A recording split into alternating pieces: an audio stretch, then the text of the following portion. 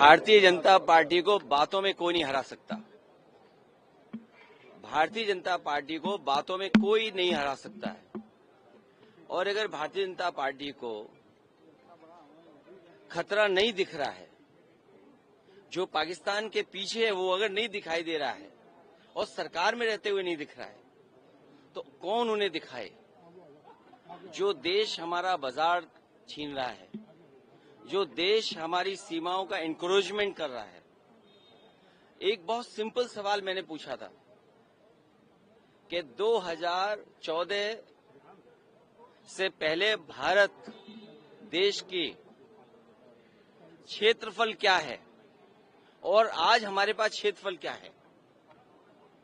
Bharatiya Janata party को कम से कम ये बताना चाहिए कि 2014 और आज तक भारत का क्षेत्रफल बढ़ा है कि घटा है कि वैसा ही का वैसा है।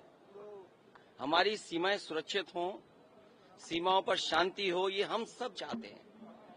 लेकिन जिस देश से सबसे ज्यादा खतरा है उस देश के बारे में कोई चिंता नहीं। कभी कभी राजनीति, उद्योग और कारोबार अगर इनका गठजोड़ हो जाए तो कहीं न कहीं खतरा पैदा होगा।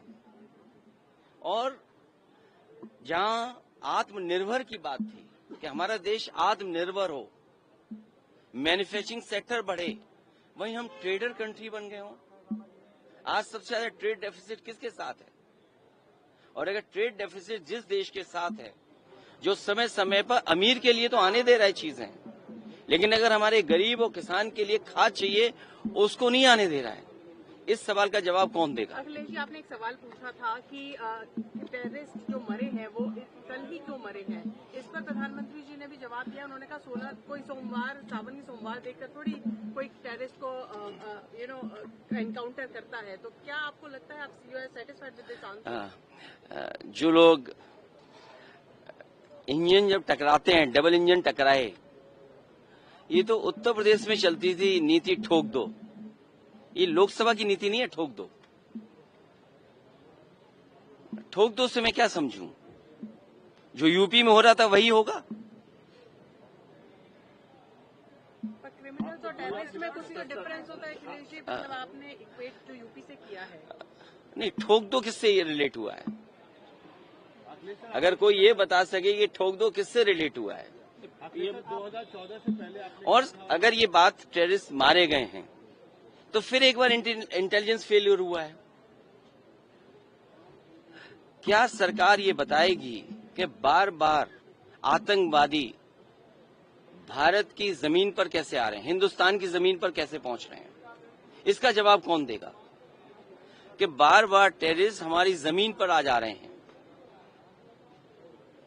इसकी जिम्मेदारी कौन लेगा?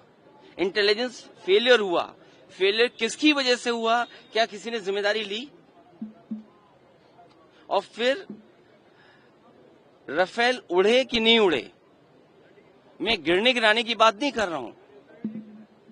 राफेल सबसे मॉडर्न, सबसे लेटेस्ट जो प्रोक्योर हुए हैं भारत सरकार की तरफ से कम सरकार बताती कि हाँ उड़े थे। जब इतना डिटेल दिया है कि हम कितना प्रोक्योर कर रहे हैं, कितना भारत में बना रहे हैं, कितना हम भारत से विदेश भेज रहे हैं, तो कम से कम ये जानकारी तो देश को मिलती। उन्होंने क्लियरली नहीं कहा कि ट्रंप झूठ बोल रहे हैं। शायद 29 बार ट्रंप ने बोला है, उसका जवाब नहीं दिया। और सबसे इंटरेस्टिंग बात थी कि पूरे भाषण में चाइना शब्द प्रधानमंत्री ने नहीं बोला। पूरा देश जानता है कि पाकिस्तान की मदद, टेक्निकल मदद, एयरफोर्स की मदद चाइना ने की, मगर प्रधानमंत्री के मुंह से, डिफेंस मिनिस्टर के मुंह से चाइना शब्द नहीं निकला।